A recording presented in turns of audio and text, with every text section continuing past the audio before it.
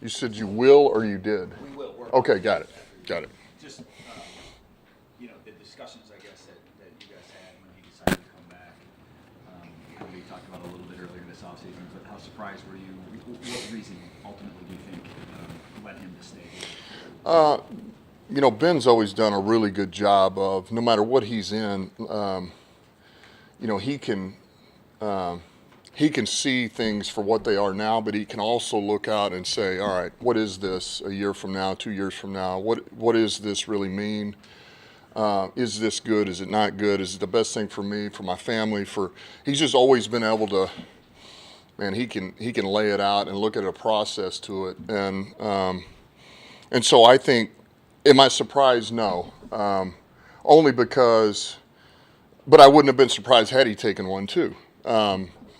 But I just think he's very much like, man, I think he feels like it's a good opportunity here, and he wants to make the most of it. And if something else comes available, it needs to be right. Everything needs to be right. And I appreciate that about him. Not everybody would do that, But I think it's also a little bit of living in the moment too, right? I mean, I think he enjoys it here. I know the family enjoys it here. And he's with a group of guys that he really respects and loves to be around, coaches, players. It's a good vibe right now. So, why not live it to the fullest, and then the next thing will be the next thing. How important is it for you to have that continuity on your staff? All three coordinators have been here. Maybe that wasn't a coordinator have been here for your entire time. So. It's important. It's important. I hope this thing doesn't fly over. If it does, then I go with it. Question is, would you laugh or pick me up? Both. Did you pick me up first, then laugh? So it's important, and man, I put a lot of stock in that. There's a lot of value, and I've said this before. I mean, without my coaches, without my coordinator, I mean, none of this thing works. And so to have the continuity, and we worked a situation yesterday, and you go through these things, and you talk to them, talk with the coordinators as a staff, and okay, we get in this situation. This is what I'm thinking, what I want to do, and man, we kind of covered one the other day. Talked about it one time, and it's been a little bit, and we go out there, and so I kind of throw a situation that's very similar, and just so we work it and see how they handle it, and I get a little antsy, like I don't know if Ben, hey man, he's I got it. He knows, and I love that. I appreciate it. Same deal with AG and Phil. They know exactly. We're all on the same page, and so we're just. That helps, man. Everything is so much more efficient. Yeah, Dan, I'm just wondering your overall impression of the work that was done this week in OTAs, and has there been a position group that's caught your attention for maybe making improvements over the course of the spring? No, I mean, that's there again. It's real tough to say that. I mean, I've been pleased with a number of the groups. I mean, most of them, most players. I mean, I can't say that anybody's come in here and has taken a step back. Like, oh, this player's really. So you feel improvement, especially from some of the young guys. I don't know if there's one group I could say. You certainly can't say that with O-line, D-line because you don't have pads on. So that's not a real thing. I think it's pretty even right now. I think there's growth and development everywhere. Coaches, you guys been able to do something that few franchises have done, with just like rebuilding and starting over. How much of the little steps, the timeline of events, how much did you embrace that, and just like what does that contribute to just taking the journey and fulfilling it as a whole to get where you are at right now? Like the little steps of how important has that been in this process? Yeah, I think it's important because I think it's made us what we are. I really do. I think that's very much part of our DNA as the coaches and the core of this team. It's something Brad and I talk about all the time. But we knew we were going to do it. We were going to go the hard way, which is the right way. We believe when you're kind of starting from the ground up. You have to do that. It's you can't put a Band-Aid on something that needs stitches and expect it to just hold. So. And so we knew from that standpoint it was not going to be the easiest thing. Now at the time you don't believe, you refuse to believe you can't win. You believe you can win, but you just know you're going to have every little thing's got to be done right and has to go perfectly in your way. It's just got to be, and it doesn't always work that way. And so, but I do think it's important, and every team's going to have adversity. Every time you come into a new situation, it's going to happen. It's how you handle it, and then being able to believe in what you're doing and stay true to the process. Right? That's the part where you got to have the intestinal fortitude to hang in there and just keep doing what you believe in. I want to ask you about Sam.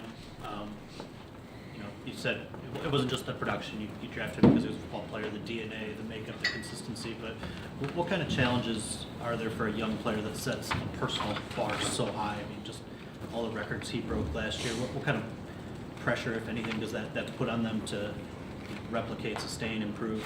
Yeah, I mean, I don't. I guess that comes with every individual. I would hope that's not negative pressure that would enter his brain. And just knowing him, per se, just because he may not have the same production as he did this past year doesn't mean that he's not going to help us win or that he's not going to be satisfied. I mean, some of that could be just because there aren't the targets. What if some of those targets go to JMO or more go to Sane or Gibbs or Montgomery or, Brock Wright? Okay. And so, you just don't know. And so for him, I think it's just about, man, whatever job you ask me to do, as long as I'm doing it the best I can do it and I'm helping this team win, I think he's going to be pretty satisfied with that. I don't see him getting caught up in the numbers of the production, relative to what he did the year before. Do you like the progression you've seen from Hendon so far? I know you guys put him in practice last season, got a chance to see him there. The progression he's made over the last few months, you like where he's trending? I would say yesterday was good to see. There was some improvement yesterday that we were really been looking for, and you felt a little bit of there's some development there. That was really good to see, man. Just some of his reads, some of the throws he made. So yeah, there's and look, it's hard to put a timeline on things, man. Every player grows at a different level, especially at that position. The quarterback position now, we put a lot on those guys, and he's got a lot. And it's a reminder, this is his first spring. It's the first time he's been through spring. It'll be his first training camp. And so there again, you just need to see growth. And so yesterday it was good to see. Hey, Coach, the NFL there was a statement out yesterday about maybe the NFL changing next year some of the rules where some of the early work is off and they have a longer training camp next year. It might be starting next year. Are you in favor of a longer training camp? I mean, I'm always gonna lean on the side of what's best for our team, and it's hard to be caught in the middle of it a little bit between the players and so for me it's, man, whatever. If that means it's a longer training camp and that's better for us as a team, then I'm all for it. If it means keeping it split as it is, I'm all for it. So I'm kind of indifferent right now, and whatever happens or however this goes, we're going to make it work either way. We'll be just fine. Do you have an opinion potentially on if the league goes to an 18-game schedule, cutting one preseason game? Not really. I mean, the hard thing is, man, that's another game, but yet if you reduce a preseason game, you got all these young guys you're trying to develop, and you got to have them every year. I mean, you look at what we were able to do with some of our young guys last year and how important they were to us to winning, but man, there's a process to it. And so, if you don't get them developed or get them enough reps to where they help you, then that's the only thing. That's what you lose. So there again, we'll make it work. It's a long season right now, and we'll make it work either way. Do you feel with Ben, has he almost outgrown the position? And if not, what else does he need to prove? I mean, you'd have to ask him that. What does he think? If you're asking me, I don't think you ever stop growing in any position you're in. Whether you're a coordinator, you're a head coach, you're a position coach, I mean, you learn something. I feel like you learn something new, especially if you're looking for it. If you're always looking to grow and what's the next thing. And I mean, we have college coaches that come in, that want to man, they want to be here to see how kind of we work, what we're doing, and all that. And I mean, we as a staff will pick their brains on some things. I mean, you never know what you're going to pick up. I mean, there's some good coaches out there everywhere, and so it could be one nugget. They think they're getting something from us, and we're getting something from them. So I just think as long as you're always looking to grow, there's plenty that you can always. And believe me, he's had a ton of growth over these 3 years, 2.5 years. But there's always room for all of us. Do you feel that there's any question that he's ready to be a head coach, and how eager are you to see the Dan Campbell coaching tree, take root? I'm not worried about my tree per se. But yeah, I would love to see him. And I do think he's ready. I think AG's ready too. I think Scotty Montgomery's ready. But there's it'll all come in time. And until that time comes, I'm going to enjoy my time with my coordinators. I'm glad they're here, and I'm glad they're part of this with me, and because they're very much a huge part of all this. You mentioned Scotty. What more, I guess, are you putting on his plate this year? Yeah, look, there's a ton of things that I've done with him behind the scenes, but also in front of the team. There's a number of things that he'll install for us, not only offensively, but there'll be some things that he does in front of the team. And so, wherever I can take that a little bit, I will. And he's very comfortable. Those guys, the team's comfortable with him.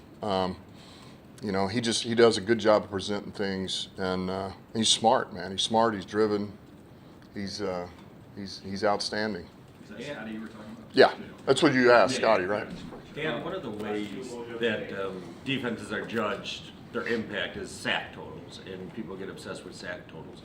How important is sack totals to you, the impact of a defense, and can Hutchinson has another level or two, I would think, to rise to?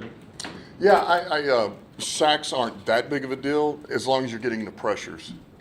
As long as you're getting pressures that and those pressures show up that affect the quarterback negatively, Now, would you rather have sacks? Absolutely, I'd rather have sacks, right? You lost the yardage, all those things, but the pressures are more to me than, man, a pressure that affects the quarterback. We watched a couple of clips this morning in front of the team. Quarterback's wanting to step up. He can't step up. The throw is high. He's flipping to his right. He can't get his hips around, and we throw a pick. So these things that end up in negative plays, whether it's incomplete, it's turnovers, it's whatever, I'll take those all day long. So, look, Hutch is going to continue to improve. And whether those come in sacks or not, I already know he's going to be better. You know what I mean? That's just the way he is, the way he works. It's like Saint. You're going to be able to count on the production he's going to bring. Do you buy that he needs somebody or more production on the other side of the line to improve? That will always help. It helps. If you've got somebody else that can kind of push them to you, at times you can kind of hide in a little window, and it could be a half a yard the other way and that's all it takes for him to miss by an arm length. So that helps. Yeah, it certainly does. But you can also get that from a 3 technique on the other side. That could be Mac, that's opposite of him on some things. So, but yeah, somebody on the other side always is going to help. Speaking of Mac, just last year we heard a lot about his body transformation. I'm just wondering who that player is this year. Forget about what's going on the field because I don't know if that's around. But is there somebody that came back that you were like, whoa, that guy really looks different? Transformed. Somebody that came back like an underwear model like Mac last year. That's what we talked about. Yeah, maybe then can have a season like that. I want to say Frank, just to say Frank.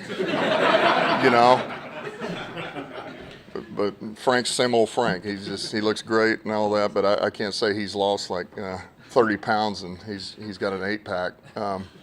But certainly in great shape. No, not necessarily. But I felt like we're in a pretty good position here with where our guys are at. They've all been working. They worked over the off season. They're continuing to do it. So I don't. There's not a guy I can think of that's made this mad transformation here. Okay. Thank you. Yep.